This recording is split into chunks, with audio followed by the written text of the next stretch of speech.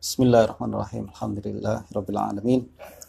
Assalatu wassalamu ala sayyidina maulana Muhammadin wa ala alihi wa sahbihi ajma'in. Rabbin fa'na bima 'allamtana wa 'allimna ma yanfa'una warzuqna 'ilman yuqarribuna ilaika rabbal alamin.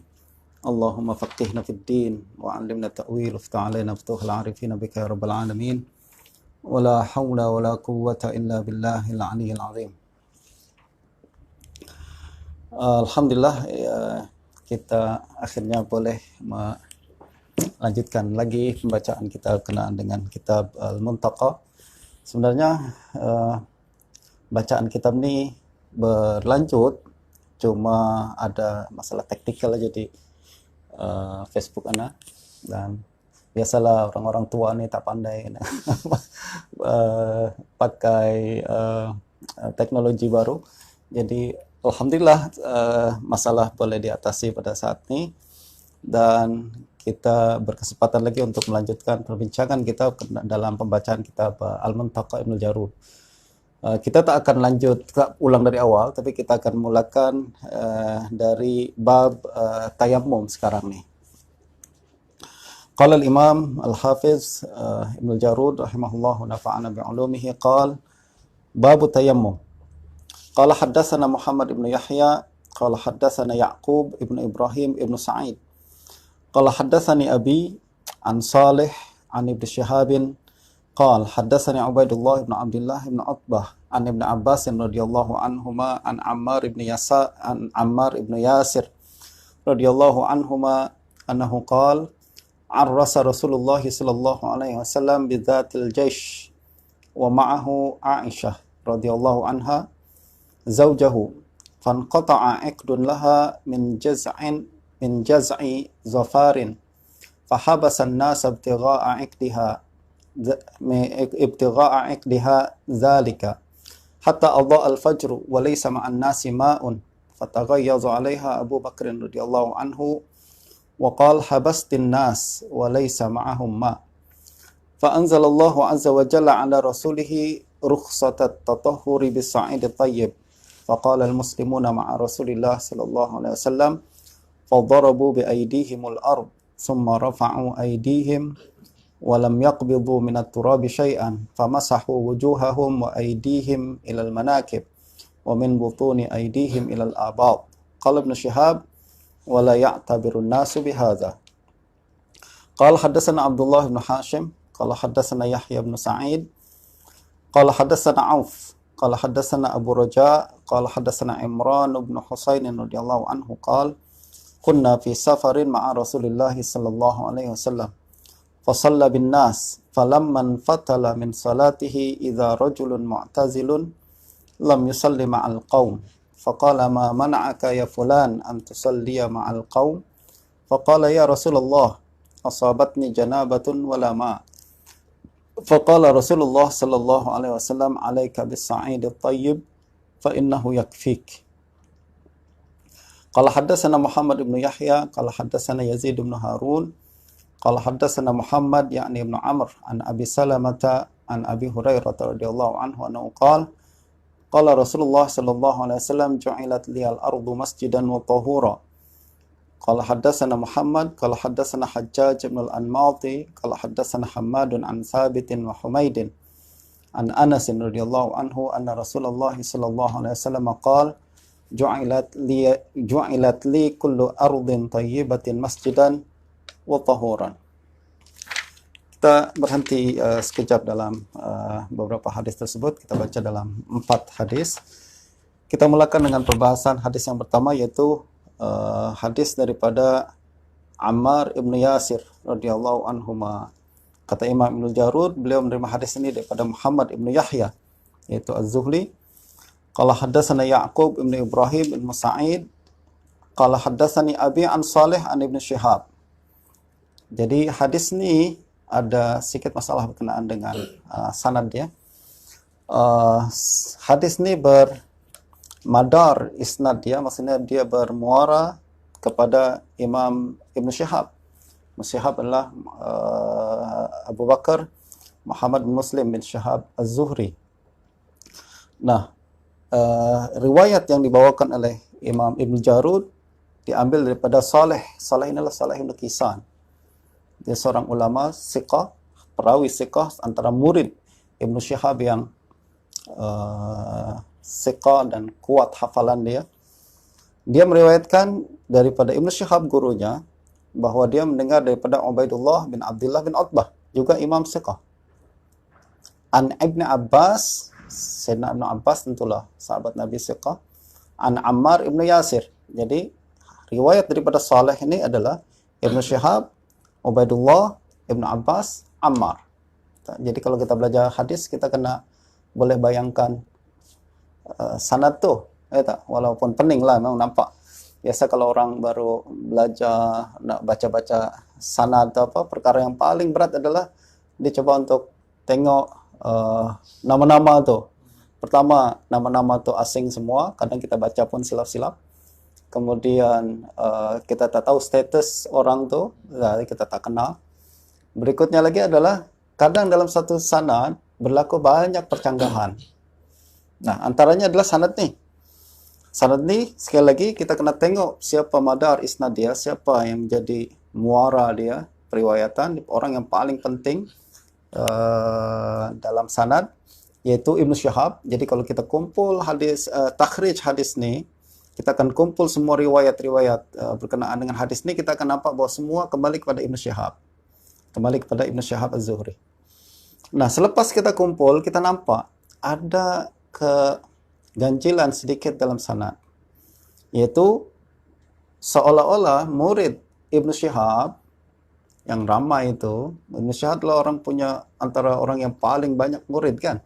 Nah, antara murid-murid Ibnu Syihab ini, macam ada perbezaan dalam meriwayatkan hadis nih.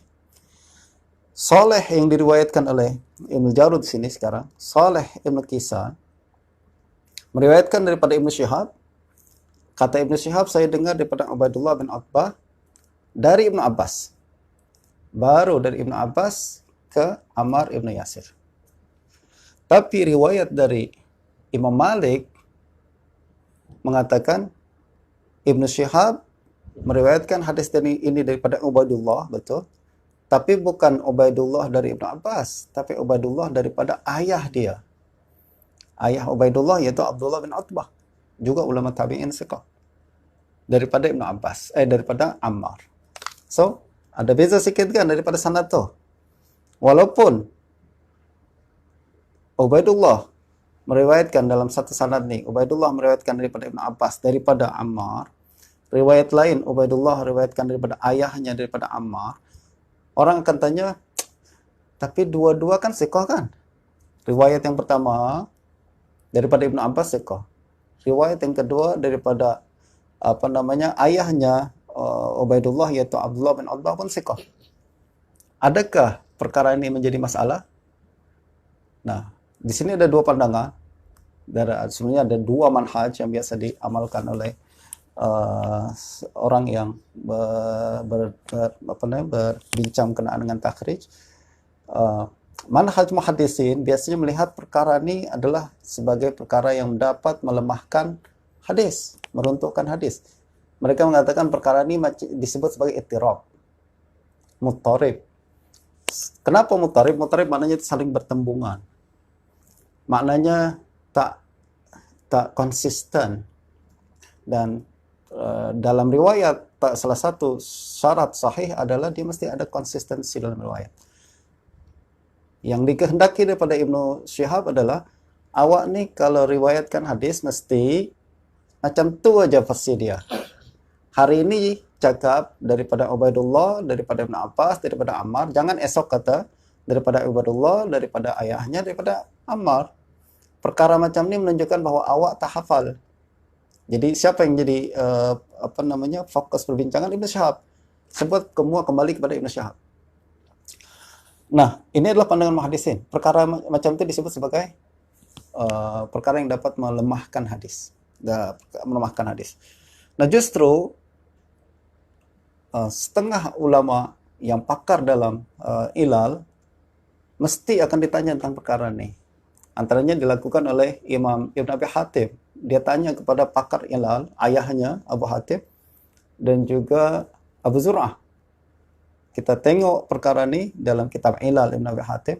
Kitab Ilal Ibn Abi Hatim adalah kitab yang mengandungi hadis-hadis bermasalah tingkat tinggi lah, yang hanya boleh diketahui oleh pakar saja yang boleh jawab perkara tu. Justru ramai para ulama, antaranya Syekh Muqbil Hadi Al-Wadi'i, dia kata apa? Kitab-kitab Ilal ni fauq mustawana, dia di luar level kita, terlalu tinggi. Orang macam kita tak akan faham apa maksudnya. Sebab sangat-sangat halus macam ni lah perbincangan berkenaan dengan kesilapan dalam riwayat, permasalahan dalam riwayat. Nah, Abu Zur'ah apabila ditanya berkenaan dengan hadis ni, mana yang betul? Ibnu Syihab kata sama ada daripada Ubaidullah, daripada Ibn Abbas, daripada Ammar, ataukah Ubaidullah daripada ayahnya, daripada Ammar. Mana yang paling betul?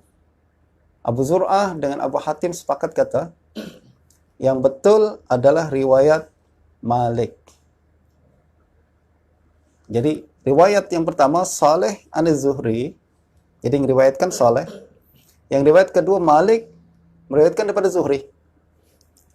Nah, macam mana dia boleh mentarjih bahawa Malik yang betul? Nah, ini menjadi salah satu kaedah juga dalam Ilal, bahwa apabila berlaku khilaf dalam riwayat, kita akan tengok siapa yang paling reliable dalam perkara ini. Ya, tentulah antara Malik dengan Saleh, walaupun dua-dua siqah, tapi Malik adalah dia yang paling siqah. Dan para ulama selalu tengok Ibn Syihab Az-Zuhri punya ramai murid, dan murid-murid Ibn Syihab dibagi menjadi 10 tabaqat. Tabaqat yang paling tinggi, tabaqat yang pertengahan, terus ke bawah sampai 10 tabaqat. Nah, yang paling tinggi siapa? Istilah kita best student dalam kelas Imam Malik, dalam kelas Ibn Syihab, best studentnya adalah Malik paling tinggi. Malik, Sufyan Ibn Uyainah, itu adalah paling tinggi. Berikutnya baru Saleh dalam tingkatan kedua atau ketiga. Ini bukan kita kata Saleh dhaif, tak, dia siqah. Kalau dia sendiri saja meriwayatkan hadis, orang ambil ya. Tapi yang jadi isu adalah kalau dia bertentangan dalam, itu sebabnya kalau dalam pertentangan baru kita nampak siqah ada darjat-darjat. Ada ausak dan lebih tinggi dan sebagainya. Itu diperlukan bila? Kalau berlaku khilaf macam ni. Kalau tak ada khilaf, kita semua okey je, jalanlah berlalu. Semuanya tak diperlukan lagi dia siqah, kita terima. Tapi apabila berlaku pertentangan, baru kita tengok siapa yang paling siqah dalam Ibn Syihab. Dan perbahasan tentang perkara ni, dia lebih tinggi daripada perbahasan berkenaan dengan jarah wa ta'dil. Ini masuk dalam perkara Ilal. Kalau jarah wa ta'dil kita setakat kata fulan siqah, fulan dhaif, fulan siqah, fulan dhaif, betul tak? Tapi dalam perkara Ilal, kita bukan cuma setakat fulan siqah, ya siqah, tapi siapa lebih siqah kalau berlaku khilaf, berlaku pertentangan riwayat. Dan perbincangan dalam Ilal juga kita akan bincangkan siqah ni kadang dia silap. Betul. Nah, perbincangan siqah silap itu adalah Ilal. Betul tak? Dan perbincangan dhaif betul, kadang dia dhaif tapi dia kadang betul kan? Itu adalah Ilal. Itu tak boleh orang biasa bincang perkara itu. Dan juga tak boleh setiap orang bincang perkara itu. Kadang orang cakap, kita kan dalam periwayatan hadis, ini perawi dalam sanad hadis ini ada perawi dhaif. Tapi dhaif kan kadang betul, Ustaz. Iyalah, tapi perbincangan tu bukan di awal-awal. Perbincangan tu kalau perbincangan sudah tinggi dalam Ilal. Apabila kita nampak dalam pelbagai qarinah bahwa walaupun dia dhaif, tapi dalam hadis sendiri dia betul. Walaupun dia siqah, dalam hadis ini dia silap. Itu perbincangan dah tingkat level yang tinggi. Nah, siapa yang bincang perkara ini? Ada yang paling mudah adalah rujuk ke kitab Syarah Ilal Ibn Rajab Al-Hanbali. Jadi Ibn Rajab Al-Hanbali dia punya kitab Syarah Ilal. Ilal yang dimaksudkanlah Ilal Tirmizi Saghir. Imam Tirmizi punya kitab Ilal Saghir di akhir Sunan Tirmizi. Jadi ceritanya Ibn Rajab dia punya syarah Sunan Tirmizi. Full syarah tu. Anda boleh bayangkan syarah tu mestilah syarah yang sangat hebat lah. Sebab kemampuan Ibn Rajab kita boleh nampak dalam syarah Arba'in Nawawi je kan. Nampak macam syarah yang antara yang paling baik lah syarah tu. Sebab kita boleh nampak kepakaran Ibnu Rajab dari ilal, juga dalam perbahasan matan, perbahasan fiqh dia dan sebagainya. Bayangkan kalau ada syarah Sunan Tirmizi. Sekarang yang kita punya syarah Sunan Tirmizi paling masyhur adalah Tuhfatul Awazi, Barakfuri, itu tak?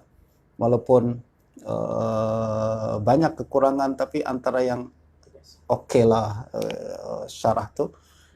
Kemudian ada syarah siapa lagi? Al-Kashmiri, ringkas sangat. Juga ada syarah Ibnu Arabi, juga lebih banyak kepada perbincangan fiqh daripada perbincangan hadis. Tapi kalau Imam Tirmizi ini, Sunan Tirmizi dia campuran antara hadis dan fiqh sekali, gitu. Dan syarah yang terbaik adalah kalau orang yang kuasai ilmu itu dua-dua sekali. Ilal dalam, kemudian fiqh pun luas. Nah, Anda boleh bayangkan bahwa orang terbaik untuk buat perkara itu adalah Ibnu Rajab. Tapi masalahnya, dia udah kalau apabila dia sudah mensyarahkan kitab ini sampai ke kitab ilal yang terakhir, bermakna kitab itu habis, kita habis. Hatam lah kan, kitab itu syarahkan. Cuma entah apa yang berlaku ke zaman kita nih, naskah itu hilang. Yang ada hanya syarah ilal saja. Terbakar itu hilang atau apa? Yang belakang saja. Jilid pertama sampai jilid, misalnya kalau musannaf kita pertama aja yang hilang. Kisah yang sama lah, hilang sebagian. Hilang sebagian. Tapi kalau yang Rajab nih kebalikan dalam musannaf. Kalau musannaf sebagian besarnya ada, hilang sebagian saja kan. Tapi ini sebagian besar hilang, belakang ada. Belakang aja yang ada. Anda ingat dulu waktu mengaji di Syekh Nuruddin Itter, baca kitab Syarah Ilal Ibnu Rajab Al-Hanbali, dia kata kalau buku ini adalah buku yang paling terbaik lah dalam Syarah Ilal Tirmizi. Dari situ pun, dari yang bagian yang kita jumpa ini pun kita boleh nampak macam mana kepakaran dia dalam mensyarahkan Sunan Tirmizi. Dan sayangnya lagi, sedihnya lagi adalah dalam Syarah Ilal ini dia akan sebut tentang satu perkara. Dia kata, saya sudah jelaskan tuh apabila bincang tuh dalam hadis yang lepas. Ya Allah, kita bersedih, cuma udah hilang pula. Saya sudah bincang perkara ini dalam bagian yang lepas, dan bagian lepas sudah tak ada lagi. Nah, tapi alhamdulillah ada sebagian yang ada nih, dan kata Dr. Itter apabila dia bincang dalam perkara ini, dia udah cari maktut tuh, tak ada, cuma itu aja. Syarah Ilal saja, bagian itu aja yang ada. Itu pun dia photostate, maktut tuh, kemudian dia tahqiq, dia terbitkan dalam dua jilid ini kan. Nah, poinnya adalah Imam Ibnu Rajab apabila bincang berkenaan dengan Syarah Ilal, dia mensyarahkan Ilal dengan bahasa yang mudah, dengan bahasa yang senang kita paham. Dan di antara perbincangan yang paling penting dalam jilid kedua Syarah Ilal nih, kalau tahqiq Dr. itu adalah berkenaan dengan maratib ruwat. Jadi perawi siqah, ya, tapi ada beberapa tingkatan siqah tuh. Dan di perbahasan jilid kedua juga ada perbincangan. Ada perawi siqah tapi dhaif fi ba'dil amkinah, dalam tempat-tempat tertentu dia dhaif. Macam Ma'mar Ibn Rashid, kalau dia meriwayatkan hadis di Yaman, siqah. Tapi kalau dia meriwayatkan hadis di Basrah, dhaif. Dan ada siqah yang siqah fi ba'dil awqat, dhaif fi ba'dil awqat. Ada waktu tertentu dia siqah, waktu tertentu dia dhaif. Macam orang-orang yang perawi yang mukhtalid. Dulu waktu muda dia siqah, tapi dah tua sudah mulai kurang. Dan dulu macam setengah perawi dia siqah ketika buku dia belum terbakar, dan dhaif apabila buku dia sudah terbakar. Hakim dia ada kurang hafalan sikit di akhir, bukan dia ikhtilaf. Kitab Mustadrak yang dia tulis tak sempat diputihkan saja. tak sempat diputihkan. Itu sebabnya ada masalah dalam Mustadrak. Dan itu pun yang sempat dia putihkanlah antara setengah jilid pertama saja. Ini yang ditahqiq Dr. Aitar. Waktu itu kita mengaji di sana, dia mengatakan apabila dia tahqiq jilid yang pertama Al-Hakim, di situ di setengah perbahasan tengah itu di situ ada tulisan Al-Hakim. Di sini hadza intaha tabyid Al-Hakim.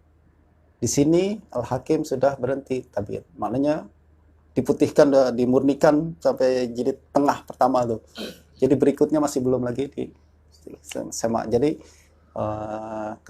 kalau kita nampak jilid pertama, awal jilid pertama itu masih oke-oke. Tapi berikutnya sudah mulai kita nampak ada isu besar lah berkenaan dengan hadis-hadis palsu dan munkar dan lain sebagainya.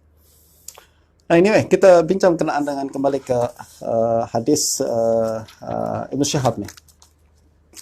Jadi rumusannya adalah hadis ini kembali kepada Ibnu Syihab, ada dua versi tadi kita cakap. Versi Saleh yang mengatakan an Ibnu Abbas, dan versi yang lain adalah dari Malik yang mengatakan bukan an Ibnu Abbas tapi Ubaidullah an abihi an Ammar. Sebenarnya ada versi yang lain ketiga. Ini antaranya diriwayatkan oleh murid Ibnu Syihab yang lain, yaitu Yunus, Uqail, dan juga Ibnu Abi Zaib. Yaitu dia tak sebut antara Ubaidullah sama ada Ibn Abbas ataupun Abihi, tapi dia terus direct kepada Ammar. Jadi dia riwayatkan Ibnu Syihab an Ubaidillah bin Abdullah bin Utbah an Ammar terus. Nah riwayat yang ketiga ini riwayat munqati, terputus, sebab Ubaidullah tak jumpa dengan Ammar. Kalaupun disahihkan tetap terputus hadis itu. Nah kesimpulannya adalah ada dua kemungkinan, sama ada Saleh yang betul atau Malik yang betul. Betul tak? Abu Zur'ah tadi dengan Abu Hatim mentarjih yang betul adalah Malik. Jadi riwayat Saleh yang mengatakan an Ibn Abbas khata', silap. Bagaimanapun ada pakar ilal yang lain, yaitu An-Nasa'i dalam Sunan Kubra. Apabila diriwayatkan hadis ini daripada Saleh, dia menyebutkan ada khilaf dalam periwayatkan sama ada Ibnu Abbas atau an Abihi. Lalu dia kata kilahuma mahfuzan. Dua-dua mahfuz. Dua-dua mahfuz makna apa? Dua-dua betul. Dua-dua dibetulkan oleh An-Nasa'i. So macam mana?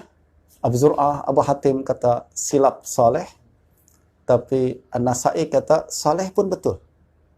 Bermakna dua-dua riwayat ni diterima. Soalan yang pertama adalah, kenapa ahli hadis boleh khilaf? Memanglah mesti khilaf, sebab ni ilmu ijtihadi, betul tak? Ilmu ni ijtihadi, dan macam fuqaha boleh khilaf dalam menetapkan hukum, maka ahli hadis pun boleh khilaf dalam menetapkan hukum.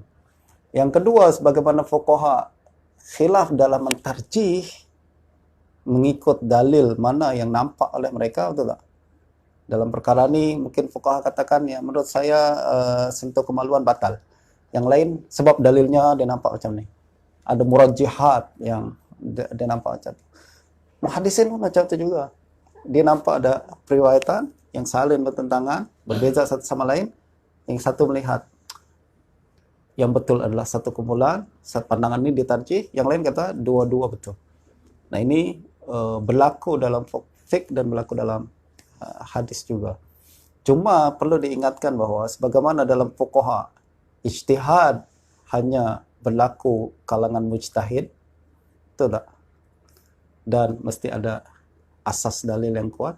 Begitu juga ijtihad dalam hadis, dalam penentuan ilal, apalagi dalam kes yang sangat halus dalam perkara ini, yaitu mentarjih salah satu riwayat yang diriwayatkan oleh dua orang siqah atau lebih. Maka kadang wujuh tarjih itu berbeza satu sama lain. Yang satu melihat bahwa riwayat Malik lebih kuat daripada Saleh. Yang satu lagi melihat bahwa dua-dua kemungkinan betul dalam perkara ini. That's why dua-dua boleh punya pandangan yang berbeza. Nah, soalan yang berikutnya, kalau tadi bagaimana dia boleh khilaf, soalan berikutnya adalah kalau kita kembali kepada Ibnu Jarud, apa pandangan Ibnu Jarud? Adakah dia mengikut pandangan Abu Zur'ah dan Ar-Razi, Abu Zur'ah dan Abu Hatim Ar-Razi, dan confirm dia tahu pandangan itu, sebab dua-duanya lah rujukan ilal sebelum Ibnu Jarud. Dan yang kedua, adakah dia memihak kepada An-Nasa'i yang mengatakan dua-dua betul? Nah, dia meletakkan hadis ini di sini, betul tak? Dan diam, tak komen, tak taklil, tak apa. Bahkan dia letakkan dalam hadis yang pertama pula, menunjukkan bahwa dia berpandangan macam Nasa'i, betul tak? Bahwa hadis ini hadis yang betul, dia lewat soleh, betul tak? Kalau dia ambil pandangan Abu Hatim Abu Zur'ah, kenapa aku riwayatkan hadis salah, silap? Betul tak? Akan tapi karena dia sebutkan hadis saleh an Ibnu Syihab di sini, menunjukkan bahwa beliau punya pandangan bahwa hadis ini tak silap. Hadis ini betul. Sebab sekali lagi, kitab ini kitab Muntaqa. Kitab Muntaqa adalah salah satu kitab yang istilah kita adalah kitab pilihan. Hadis-hadis pilihan. Hadis-hadis pilihan. Dia pilih hadis-hadis tertentu, sama ada dari segi sahihnya daripada segi kandungan hadisnya. Dan kita, sejauh ini yang kita dah baca sampai kitab Tayamum, di bab Tayamum, setiap kali ada hadis ilal dia akan tanbih. Setiap kali ada hadis yang ma'lul dia akan kasih tahu dengan isyarat. Dan kalau kita baca baru kita perasan isyaratnya itu seperti apa. Dia tak macam kita hari ini. Kalau kasih kita orang zaman sekarang perlukan kenyataan yang sharih. Mesti ada jelas. Hadis ini ma'lul, hadis ini sahih, hadis ini hasan. Tak. Kalau ulama hadis zaman dulu tak.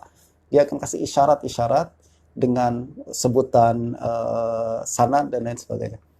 Sebagai contoh, Ibnu Khuzaimah dalam Sunnah Sahih Ibnu Khuzaimah, kalau dia meriwayatkan hadis bersambung sanad dari awal sampai akhir, maknanya dia sahihkan. Tapi kecuali dia sebutkan apa namanya, insahhal khabar, atau insahhal khabar maknanya hadis itu dia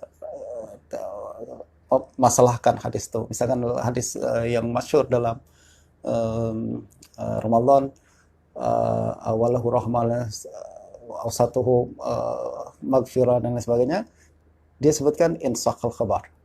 Kalau hadis itu sahih, maknanya dia permasalahkan hadis tersebut. Nah, ada lagi cara Ibnu Khuzaimah adalah, ini sering dia sebut dalam, sering dia buat dalam kitab Tauhid. Yaitu, dia sebut hadis itu tak bersambung sanad dari awal sampai akhir. Dia hanya sebut tengah sanad saja. Misalkan, Zuhri meriwayatkan daripada Abu Hurairah, daripada Salim an Ibnu Umar. Terus sebut matan hadis. Lepas itu baru dia sebutkan sanadnya lengkap. Nah, biasanya dia buat macam itu kalau hadis itu bermasalah juga. Itulah isyarat-isyarat yang kita kena tahu apabila baca kitab hadis. Dan nanti kita akan sering kita develop satu perasaan, satu apa namanya, kepekaan dalam perkara ini semakin sering kita baca kitab hadis. Sekarang kita lanjutkan hadis ini. Jadi hadis ini kesimpulannya menurut Ibnu Jarud adalah selari dengan pandangan An-Nasa'i yang memandang bahwa hadis ini tak ada masalah. Itu dari segi sanad. Dari segi matan, hadis ini berbincang berkenaan dengan sebab turunnya perintah tayamum. Yaitu the case di mana Rasulullah SAW balik dari satu peperangan, lalu arrasa Rasulullah bidzatil jaish. Rasulullah SAW arrasa maknanya adalah menginap di tengah jalan. Tidur dalam satu perjalanan bersama tentera, lalu rehat, lalu kemudian tidur di tempat. Dan kisah ini sangat masyhur di mana Siti Aisyah kemudian kehilangan ikat, rantai dia. Lalu kemudian orang ramai cari, fahabasan nas ibtigha'a iqdiha. Orang ramai pun ihtabasa, maksudnya dia tunda perjalanan, tak lanjutkan perjalanan karena nak cari rantai itu. Sepatutnya lanjut perjalanan kan, tapi ihtabas, dia tunggu, habasan nas ibtigha'a iqdiha. Dia manusia, orang ramai tak lanjutkan perjalanan, sibuk nak cari rantai dia. Hatta adha al-fajr, sampai terbit fajar. Walaysa ma'an nasi ma, terbit fajar sepatutnya salat, tapi tak ada air. Fataghayyaza 'alaiha Abu Bakar. Sayyidina Abu Bakar, ayahnya Siti Aisyah, marah karena engkau lah nih orang susah, istilah kita kan. Dan bolehkah Sayyidina Abu Bakar? Tentulah ayah sendiri bolehlah buat macam tu. Walaupun istri Nabi, tapi ayahnya tentu lebih punya hak ke atas dia. Apa kata Sayyidina Abu Bakar? Habastin nas walaysa ma'ahum ma. Karena awak nih orang susah, kita tak boleh lanjut perjalanan, kita sholat pun susah, air tak ada. Jadi istilahnya marahkan ke Siti Aisyah. Fa'anzalallahu azza wa jalla ala rasulihi rukhsatat tatahhur bis-sa'id at-tayyib. Allah Subhanahu wa taala kemudian turunkan rukhsah, keringanan untuk bersuci dengan sa'id at-tayyib. Sa'id, nanti kita akan bincang apa yang dimaksud dengan sa'id, ada khilaf para ulama. Allah memerintahkan, rumusannya Allah turunkan rukhsah untuk tayammum. Ini menunjukkan apa lagi tuan-tuan? Salah satu fadilah dan keutamaan Siti Aisyah. Betul tak? Kita ingat case hadisul ifk. Karena Siti Aisyah turun banyak ayat dalam surah An-Nur. Sekarang karena Siti Aisyah juga turun ayat tayammum. Itu sebabnya ramai orang yang kemudian mengatakan keluarga awak nih, Sayyidina Abu Bakar, keluarga yang penuh barokah. Ada masalah lo turun ayat, turun ayat. Itu kan. Dan saya alhamdulillah kita Ahlussunnah wal Jamaah memandang Siti Aisyah tinggi, ya tak? Kita hormati beliau, kita jaga beliau macam ibu kita sendiri, bahkan lebih tinggi daripada ibu kita sendiri. Berbeda dengan setengah kalangan yang memandang beliau sangat rendah, which is menyalahi pandangan Allah Subhanahu wa taala, menyalahi juga pandangan Al-Qur'an. Nah, faqamal muslimuna ma'a Rasulillah sallallahu alaihi wasallam. Jadi ini kemudian kita istinbat apa lagi? Dengan hadis ini menjadi dalil bahwa tayammum menggantikan apa? Menggantikan wudu, sebab orang nak sholat hari itu. Betul tak? Nanti hadis berikutnya kita akan bincang bahwa tayammum menggantikan mandi. Betul tak? Jadi pertama wudu, sebab keperluan pada hadis ini adalah untuk berwudu. Orang dah masuk waktu sholat, belum, tak ada air. Maknanya lalu Allah turunkan tayammum, bermakna tayammum ganti wudu. Jadi konteks. Nah, Konteks. dia. Faqamal muslimuna ma'a Rasulillah sallallahu alaihi wasallam. Sekarang apa yang dilakukan kaum muslimin pada saat itu? Mereka bangkit bersama Rasulullah sama-sama. Fadharabu bi aidihimul ard. Mereka pukul tangan ke tanah, ke ard, ke tanah. Summa rafa'u aidihim wa lam yaqbidu min at-turabi syai'an. Kemudian angkat tangan tapi tak genggam tanah. Maksudnya tepuknya adalah tangan terbuka. Bukan tepuk ambil tanah buka kita lempar ke muka tak, tapi tepuk jangan genggam tanah, tepuk apa yang menempel di tangan saja. Lalu famasahu wujuhahum wa aidihim ilal manakib. Mereka usap wajah mereka dan tangan mereka hingga ke manakib, sampai ke bahu. Wa min butuni aidihim ilal abad. Itu bagian atas sampai ke bahu, bagian butun, bagian bawah hingga ke ketiak. Apa yang kita rumuskan dari perkara ini? Pertama, hadis ini sebut darabu, mereka pukul tangan mereka satu kali ke dua kali. Cuma sebut satu kali saja. Maknanya tepukan untuk tayamum satu kali. Relax, lepas ini kita akan bincang khilaf ulama-ulama perkara ini. Akan tapi kita keluarkan daripada hadis ini adalah pukul tanah 1 kali. Lalu yang kedua, usap muka. Juga usap tangan hingga ke bahu. Apa kata komen Ibnu Syihab? Qala Ibnu Syihab, perawi hadis ini kata apa? Wala ya'tabirun nasu bihadza. Orang ramai sekarang tak ambil nih tandangan ini. Bermakna apa? Adakah Ibnu Syihab nak mengeluh orang zaman sekarang nih tak ambil hadis lah? Nabi buat macam ni, dia tak buat sekarang. Tak ada orang tayamum sampai bahu, betul tak? Tapi semua sama ada tapak tangan ataupun sampai siku. Tak ada satu pun sekarang orang kata sampai bahu. Nah, sekarang apa ucapan Ibnu Syihab ni? Wala ya'tabirun nasu bihadza. Adakah dia nak salahkan orang ramai? Orang ramai tak ambil. Ada hadis sahih. Aku dengar daripada Ubaidullah. Ubaidullah daripada sama ada ayahnya dari Abbas, daripada Ammar. Ataukah Ibnu Syihab nak bagi tahu bahwa hadis ni tidak diamalkan pada hari ini? Tentulah Ibnu Syihab bukan type orang nak salahkan orang ramai, tapi dia nak tunjukkan kepada orang ramai bahwa hadis ni tak diamalkan pada hari ini. Fuqaha sepakat sama ada siku ataupun pergelangan. Ada dua pandangan, betul tak? Soalan, kenapa mereka tak amalkan?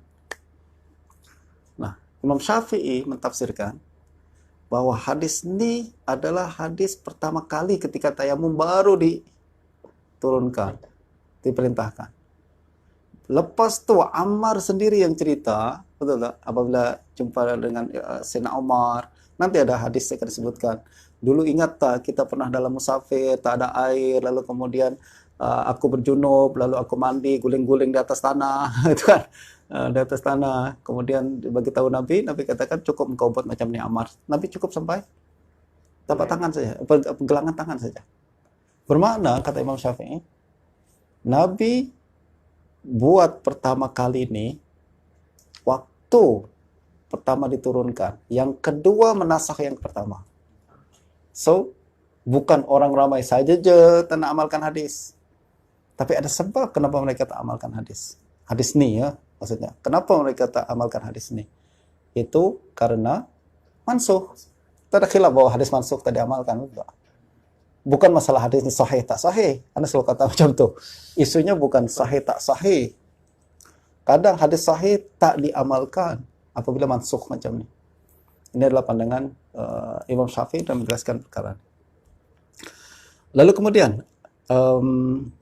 kita bincang tadi hadis ni mengatakan hanya 1 kali pukulan saja. Betul tak? 1 kali pukulan saja. Macam mana ulama berbincang tentang perkara ini? Sebenarnya kan ada hadis lain yang akan disebutkan oleh Ibnu Jarud tentang perkara ini. Tapi secara umumnya adalah satu tepukan dengan 2 tepukan dan dua pandangan saja. Sama ada 1 untuk 2 perkara ni, muka dan tangan, ataupun 2 kali tepukan, 1 untuk muka, 1 untuk tangan. Mazhab Syafi'i dan Hanafi 2 kali tepukan, sedangkan mazhab Imam Ahmad dia tadi coba 2 tepukan kan. Mazhab Ahmad adalah 1 tepukan. Kebanyakan hadis akan kita nampak macam tu, bincang tentang 1 tepukan saja. Tapi nanti juga akan ada beberapa hadis yang sebutkan 2 tepukan. Sekarang kita tengok hadis yang kedua. Itu akan kita bincang berikutnya. Sebab akan datang perkara. Hadis yang kedua adalah hadatsana Abdullah bin Hashim. Qala hadatsana Yahya bin Sa'id. Abdullah bin Hashim, Imam Hafiz Thiqah At-Tusi dari Ar-Radakani nama dia, negeri dia di Tus, asal daripada Tus. Imam Thiqah Hafiz dalam hadis terkenal sekali. Nah, dia meriwayatkan daripada Yahya ibn Sa'id. Yahya ibn Sa'id di sini adalah Yahya ibn Sa'id Al-Qattan. Yahya ibn Sa'id Al-Ansari lebih tua daripada Al-Qattan. Ini dia lebih rendah daripada dia. Ini tabaqah guru daripada Abdullah bin Hashim. Dia belum sampai darjat tu. Apa? Dia tabi'in. Dia murid Malik. Qattan ni. Tapi kalau Al-Ansari guru Malik. So tabaqah dia lebih tinggi lagi. So Abdullah bin Hashim, dia meninggal pada tahun 255. Dia meriwayatkan hadis daripada Yahya bin Sa'id Al-Qattan. Al-Qattan antara tokoh hadis yang paling hebat dalam rijal dan ilal sekaligus. Ilal dan rijal sekaligus. Dia adalah dia selalu berdua dengan Abdurrahman bin Mahdi.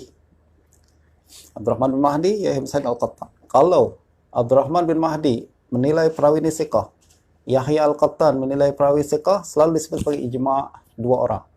Ijma' dua orang macam ijma' kebanyakan orang. Itu zaman tu belum ada Bukhari Muslim, jadi kita boleh kata Bukhari Muslimnya zaman tu lah, boleh lah. Selalu ganding berdua.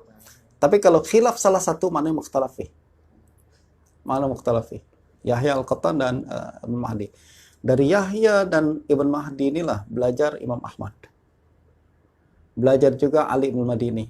Belajar juga Yahya bin Sa'id, Yahya bin Ma'in.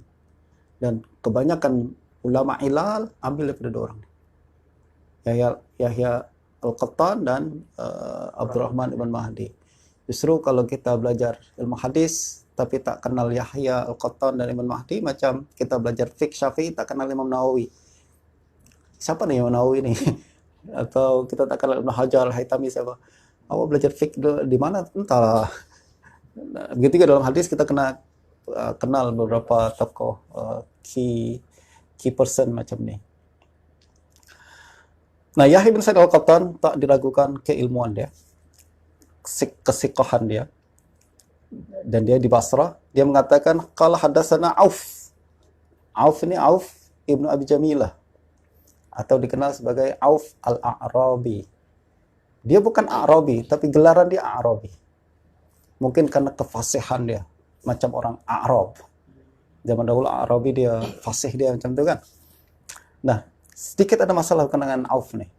Auf bin Abi Jamilah Al-A'rabi, dia walaupun siqah, imam dalam hadis, akan tapi ada isu berkenaan dengan pandangan akidah dia. Sehingga para ulama menyebut dia ada kebid'ahan dia. Kebid'ahan dia. Nah, Imam Ibnu Mubarak kata ada dua kebid'ahan yang dia punya. Yaitu tasyayyuh pertama dan qadari kedua.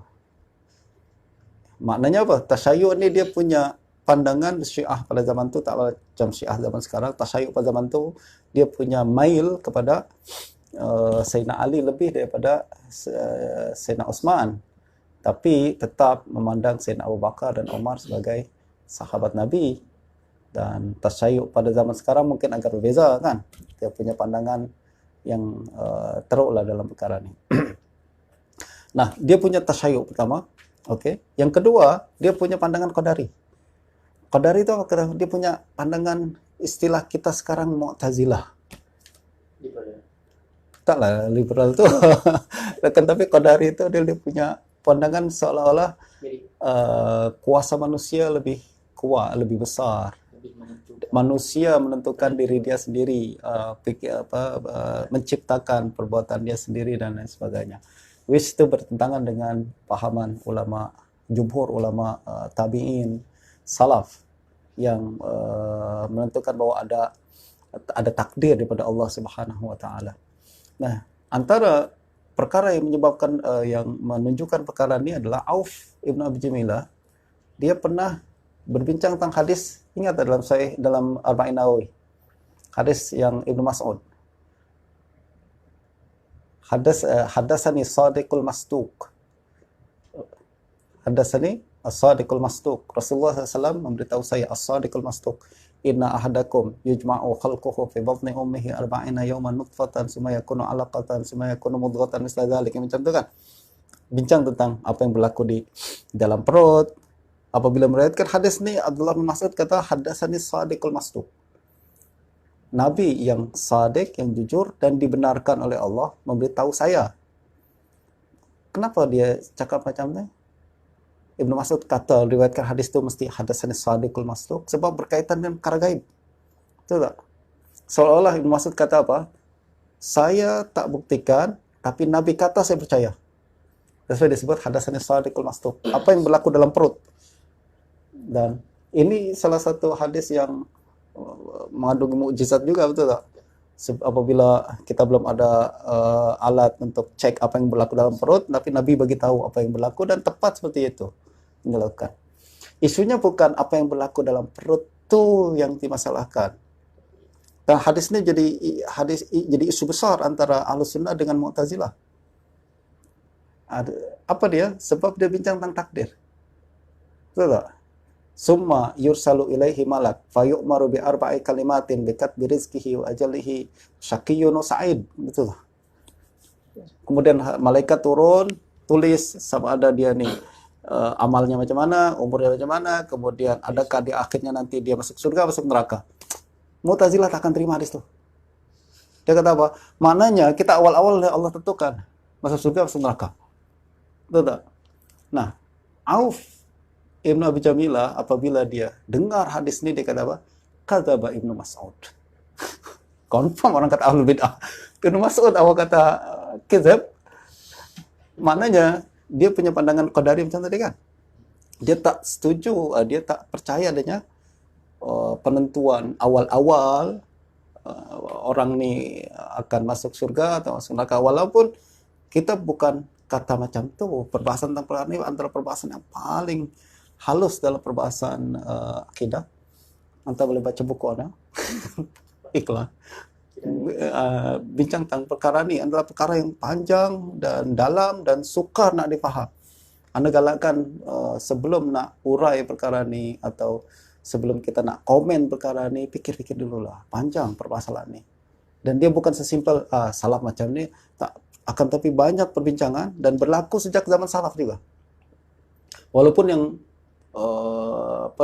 kita katakan sejak awal lagi adalah Ahlussunnah wal Jamaah menetapkan takdir sebab menetapkan adanya qada dan qadar, dan dia bukan cuma kita tetapkan, dia bagian daripada akidah kita. Betul.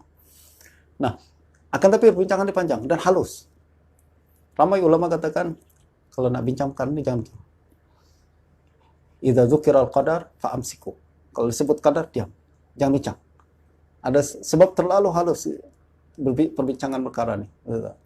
Nah, intinya sekarang yang kita nak bawa kenaan dengan Auf bin Abi Jamilah. Kita sudah rumuskan bahwa dia punya bid'ah. Dia punya pandangan ahlu bid'ah. Kita melihat dia punya pandangan macam tu. Soalan yang kita tanyakan adalah, kalau begitu, kenapa dia bawa hadis itu dari sini? Adakah al-hadis memandang bahwa dia dhaif? Karena bid'ahnya dia. Dan kalau anda tengok, Auf bin Abi Jamilah ini ada dalam Sahih Bukhari, ada Sahih Muslim. Maknanya antara orang yang diterima periwayatan dia. Walaupun ada pandangan bid'ah itu, walaupun ada pandangan dia. Ahli hadis punya kaedah. Lana sidquhu wa alaihi bid'atuh. Kita ambil yang kesikohan dia. Kalau kita nampak dia riwayat dia oke, selari dengan riwayat siqah, kemudian tak ada syuzuz, tak ada hadis-hadis munkar, tak menyokong kepada kebid'ahan dia dan lain sebagainya, oke lah. Urusan akidah dia, urusan dia sama Tuhan. Kenapa kita nak tanya, kita buat imtihan, kita buat mihnah? Oke, sebelum awak saya terima hadis awak, sekarang saya nak tanya awak kenapa satu perkara. Ada takdir, tak ada takdir? Tak ada takdir, reject. Itu bukan kaedah yang dibuat oleh salaf. Yang dibuat salaf dia condemn kebid'ahan itu, betul. Sebab menyalahi akidah umat, bukan cuma jumhur saja, tapi umat sejak zaman Nabi, sahabat, tabi'in, lalu awak reject macam tu aja hadis-hadis sahih daripada Nabi tanpa ada alasan karena maklul ke, karena sanad dia bermasalah ke tak. Ini saja je, aku tak setuju. Paham itu menyalahi sunnah. Kita ahlus sunnah kan, kita terima apa yang ada Nabi sebut walaupun tak masuk akal kita ke, walaupun tak selari dengan pandangan kita ke, tunduk pada ketetapan Nabi. Nah, intinya adalah sekarang Auf bin Abi Jamilah dia ada isu berkenaan dengan akidah dia. Tapi kata Imam Zahabi, lakinnahu siqah muqsir. Kita bezakan secara profesional antara keilmuan dia dengan pandangan pribadi dia. Ini adalah salah satu kaidah Ahlus Sunnah wal Jamaah yang Anda selalu sebut terbaik kalangan Ahlus Sunnah wal Jamaah. Kita tak, istilah kita apa? Kita tak potong rata semua. Tak pukul rata semua. Kalau zaman sekarang kita tak. Beza satu pandangan, semua pandangan dibuang. Anda tak suka Ustaz Hafiz. Kenapa? Dia kata macam ni. Wudu sentuh kemaluan tak batal. Semua ucapan dia tak boleh pakai. Ahli bidah. Itu adalah manhaj pukul rata yang tak selari dengan al-hadis. Al-hadis selalu cakap macam tadi. Ini yang disebut Zahabi, lakinnahu siqah muqsir. Kalau siqah lah. Kesalahan mana ada manusia tak salah. That's why disebut kita sebagai zallah alim. Dia silap lah. Silap. Kita tak sokong kesilapan dia, kita tak kata bahwa dia betul. Akan tapi kita tak pukul rata semua bahwa dia kena reject semua, bakul sampah semua. Dan ini juga diamalkan oleh ulama hadis kita, ulama al-sunnah kita yang lain. Misal, siapa yang tak tahu Zamakhsyari itu Mu'tazilah? Betul tak? Tapi kitab tafsir dia kita buang ke sampah. Sampai sekarang orang baca. Sampai sekarang orang ambil manfaat. Terutama dalam bidang aspek ilmu bahasa dia. Dari segi balaghah dia.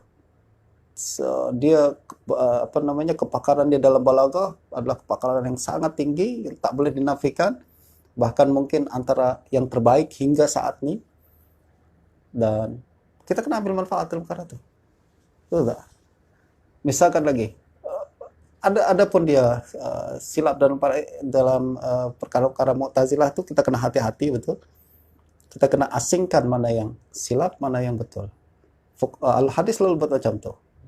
Perawi tak dia ambil semua, tapi dia akan kata dia silap dalam perkara ini, dia betul dalam perkara ini, silap perkara ini betul. Nah, inilah manhaj Ahlussunnah wal Jamaah yang kita kalau kembangkan pada hari ini, kita akan jadi lebih objektif, betul tak? Dan kita akan nampak macam mudah nak takrib sokolah antara sesama kaum muslimin. Aku boleh berbeza dengan awak lah, tapi ada perkara-perkara aku setuju sama awak. At least you boleh minum teh tarik sama nasi kandak, boleh duduk sama-sama. Itu ada soalan. Jadi yang kalau macam ni tak ada kecenderungan dia untuk mempergunakan hadis tu untuk pendapat dia atau pendapat pribadi dia. Ada kecenderungan macam tu. Tapi al-hadis tak bodoh, betul tak? Ada kecenderungan macam tu. Dan salah satu perkara kenapa ahlul bid'ah dia hati-hati kita ambil hadis daripada dia adalah kalau terbukti macam tu, maka kita akan boleh asingkan al-hadis senang. Dia boleh tahu. Kalau dia guna hadis ni untuk kepentingan pribadi, al-hadis akan tahu. Kenapa? Kita ada satu proses penapisan riwayat yang disebut sebagai sabar. Sabar dan kita takhrij hadis tu dan kita akan nampak perbezaan lafaz. Sebagai contohlah, isu berkenaan dengan dulu Imam Ali Ibn Madini. Dia oleh hadis tapi pernah tergelincir dalam perkara akidah karena dia dekat dengan Ahmad bin Abi Duad. Betul tak? Orang Mu'tazilah di zaman mihnah khalqul Quran. Dia rapat dengan Ibn Abi Duad, lalu kemudian dipergunakan oleh Ibn Abi Duad untuk menyokong pandangan Mu'tazilah. Nah, ada sebuah hadis diriwayatkan oleh hingga ke Sayyidina Umar, bincang tentang hadis tentang apa makna al-ab wa fakihata wa abba, apa makna ab.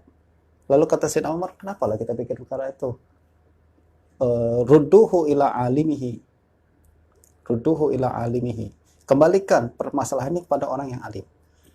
Tapi apabila ditanya ke Ali bin Madini, dia riwayatkan rudduhu ila khaliqihi. Kembalikan permasalahan tentang lafaz Quran ini kepada penciptanya. Untuk sokong pandangan bahwa Al-Quran makhluk. Sepatutnya ila alimihi, dia rubah tafsir, dia rubah lafaz itu menjadi khaliqihi. Apabila sampai ke Imam Ahmad, dia kata, tak sangka Ibnu Madini sampai macam tu. Marah betul daripada Ali Ibnu Madini. Soalan kita, macam mana Ahmad boleh tahu perkara tu? Sebab dia punya metodologi al-hadis yang sangat rapi, sangat teliti untuk tahu mana silap, mana betul. Mana silap, mana betul. So, don't worry lah. Betul tak? You boleh buat kecenderungan tu, subjektif tu, dengan periwayatan bil makna atau apa, boleh, silakan. Tapi al-hadis tak akan silap. Al-hadis tak akan tertipu begitu saja. Nah, that's why itu yang membuat al-hadis kuat dalam bidang ni. Dalam bidang periwayatan. Dia tak takut periwayatan al-bidah boleh masuk mari, tak boleh. Tapi aku tahu mana yang kau betul, mana yang kau silap. Kita boleh bezakan perawi sikah dia betul, perawi sikah dia silap pun kita boleh tahu. Betul tak? Apalagi ahli bid'ah, dia nak gunakan hadis untuk tujuan agenda dia, tak. Itu simple ya. Termasuk dalam ilmu khafiyah. Dan biasanya ini masuk dalam perbahasan riwayat bil makna. Anda tengah siapkan satu tulisan berkenaan dengan kesan periwayatan bil makna nih, dan perbincangan akidah. Tapi nantilah kita bincang perkara lain. Auf berkata, hadatsana Abu Raja. Abu Raja adalah kunyah untuk seorang perawi, Imran bin Milhan al-Basri. Imran bin Milhan al-Basri. Dia lebih terkenal dengan sebutan Abu Raja al-Utaridi. Beliau seorang mukhadram. Mukhadram tahu kan? Mukhadram dia hidup zaman Nabi. Tapi tak sempat jumpa Nabi. Tak sempat jumpa Nabi. Dia min kibaril mukhadram. Kata para ulama, dia masuk Islam lepas Fathu Makkah. Maknanya lepas Fathu Makkah, Nabi masih hidup lagi, dia masuk Islam tuh. Tapi di Basrah. Sampai dia pergi ke Madinah, Nabi sudah meninggal dunia. Kita bayangkan kalau anta lah. Kalau kita lah sendiri, anda antara orang yang paling anda sedih adalah mukhadram nih. Kalau kita tempatkan diri kita pada dia kan, Nabi masih hidup, ada chance kita nak jumpa, tak jumpa. Yang lebih sedih lagi adalah orang dah berjalan puluhan kilometer, ribuan kilometer, nak jumpa Nabi dah meninggal. Baru semalam Nabi meninggal. Sedih dia betul. Baru semalam Nabi meninggal. Ada yang berlaku macam tu. Justru Anda tengok mukhadram ni adalah kalangan yang perlu kita selami perasaan dia. Dia adalah orang yang paling beruntung, tentulah para sahabat Nabi, betul tak? Kalau tabi'in pun dia sangat sedih sebab terlepas jumpa Nabi, apalagi mukhadram. Dia hidup pada zaman tu. Cuma tak sempat, Allah tak takdirkan dia jumpa. Justru antara kisah paling sedih di dunia adalah kisah tentang mukhadram. Kisah mukhadram. Ya, termasuk juga tak sempat dia jumpa Nabi. Nah, mukhadram dari segi perbincangan hadis dia termasuk sebagai tabi'in. Maknanya tak jumpa Nabi, ya kan? Dari segi periwayatan dia mesti ambil dari sahabat. Justru dia dikira sebagai tabi'in. Nah, Abu Raja al-Utaridi lepas tu dia datang ke Madinah, jumpa dengan ramai para sahabat Nabi, dia ambil Quran daripada Abu Musa al-Asy'ari. Dia belajar Quran daripada Abu Musa al-Asy'ari. Lepas tu dia baca Quran yang dia hafal tu di depan Ibnu Abbas.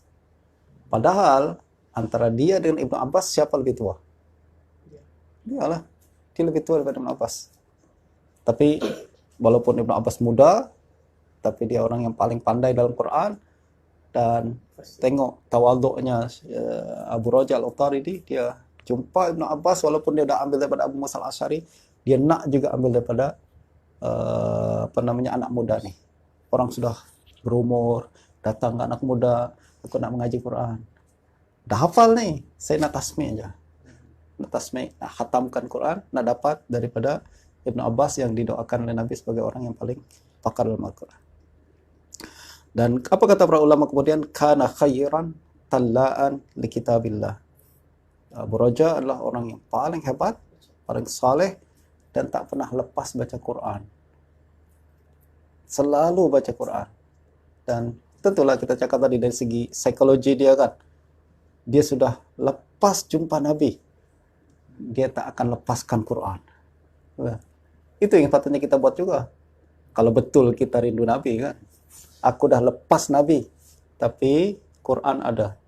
Ini yang kita kena buat. Jangan dua-dua lepas pula. Nabi tak dapat jumpa, Quran tak lepas, hadis tak belajar. Dan itu adalah perkara yang rugi 3 kali. Nah, dia meriwayatkan daripada Imran bin Husain, sahabat Nabi. Nanti kita akan bincang dalam masa yang lain. Masa tak sempat sekarang ini, kita tengok hadis yang dia riwayatkan. Kunna fi safarin ma'a Rasulillah sallallahu alaihi wasallam. Fa shalla bin nas. Kami pernah berada dalam musafir bersama Rasulullah, lalu Nabi salat. Falamman fatala min salatihi idza rajulun mu'tazilun lam yusalli ma'al qaum. Apabila Nabi berakhir, selesaikan salatnya, Nabi menoleh, nampak ada seorang laki-laki tengah menjauh. Tak ikut salat maknanya. Dia tak ikut salat bersama orang ramai. Faqala ma mana'aka ya fulan an tusalliya ma'al qaum. Nabi panggil dia. Nabi katakan, kenapa awak tak salat wahai fulan sama-sama kita semua ni? Dia kata, ya Rasulullah, asabatni janabah wala ma'. Rasulullah, semalam saya junub, tak ada air untuk mandi. Faqala Rasulullah sallallahu alaihi wasallam, alaika bis-sa'id at-tayyib fa innahu yakfik. Kata Nabi, cari sa'id tayyib, tanah yang tayyib. Nanti kita akan bincang tentang sa'id. Fa'innahu yakfik, cukup untuk awak. Maksudnya tayamum.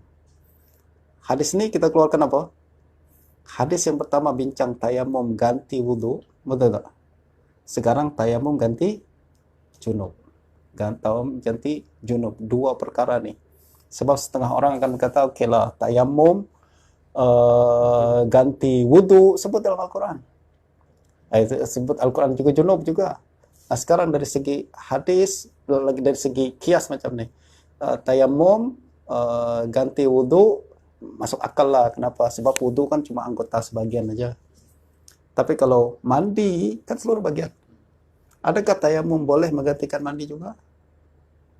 Nah, ini yang hadis ini menunjukkan bahwa tayamum pun boleh menggantikan wudu juga. Dan kias macam tu jangan diterima. Itu kias yang musadamatun nas. Kias yang bertentangan dengan nas. Walaupun kias logik tu sahih dari segi logik, akan tapi kalau bertentangan dengan nas yang macam ni, bertentangan dengan Quran dan hadis sahih, maka kias tu dah tak ada makna sama sekali. Yang diterima adalah nas daripada Al-Quran. Okey, rasanya kita telah terlajak. Sepatutnya pukul 5 hingga pukul 6 aja kan? Terlalu sedap bincang. InsyaAllah kita lanjutkan semula pada masa akan datang. Sudah cukup untuk membuka semula sesi kita ni. Mudah-mudahan Allah bagi istiqamah. Lanjutkan pada masa akan datang. Sallallahu alaihi wasallam Muhammad wa alihi wasallam ajma'in.